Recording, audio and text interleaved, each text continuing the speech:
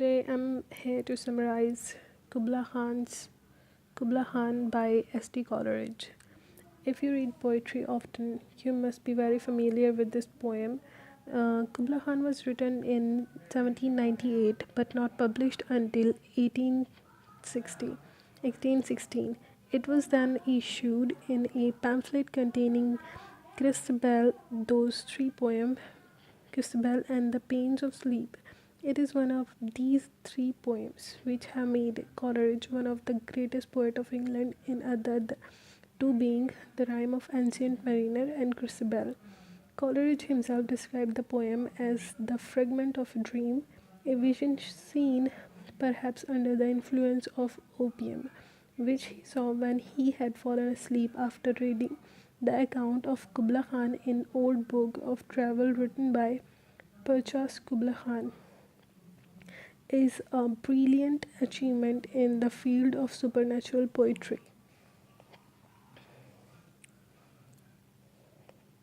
Coleridge beautifully imagined and skillfully described what he had imagined about a palace about which he had read.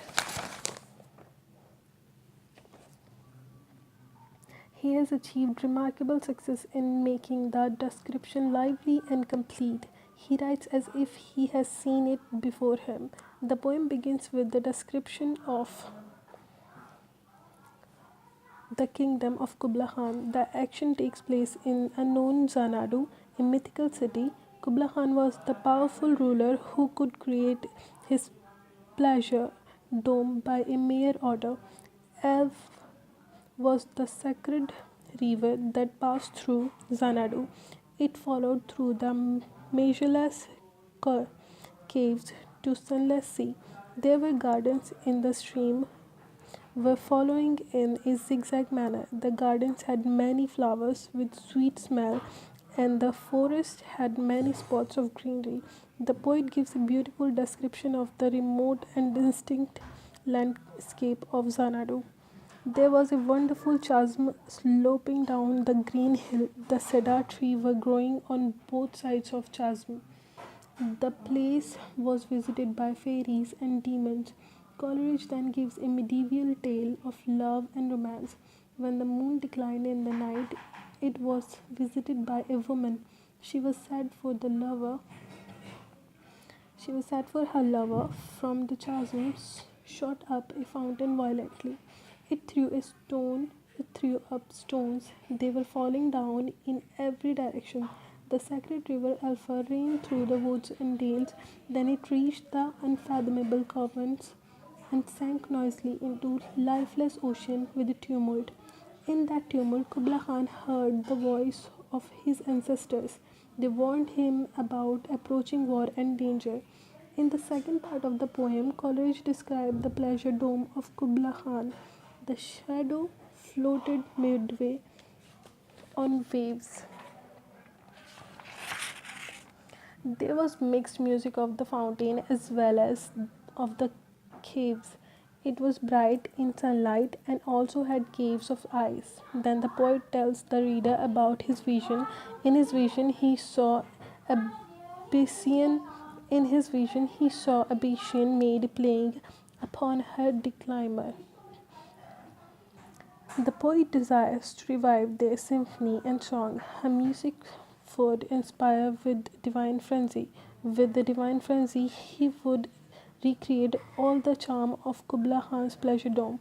The poet would draw a circle around him and close their eyes with divine fear.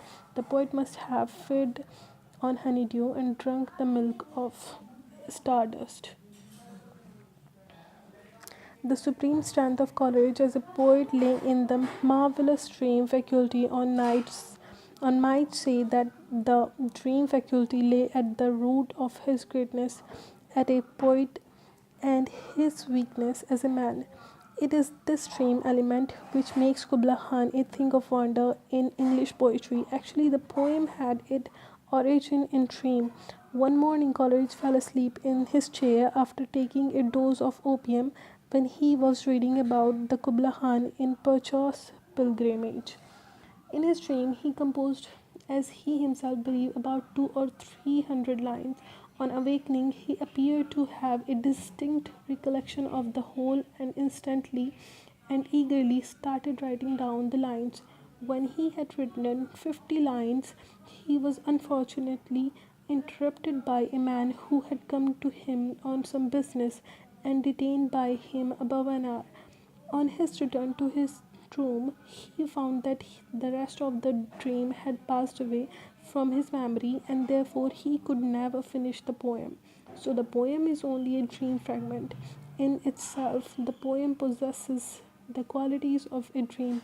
It has no logical consistency of ideas.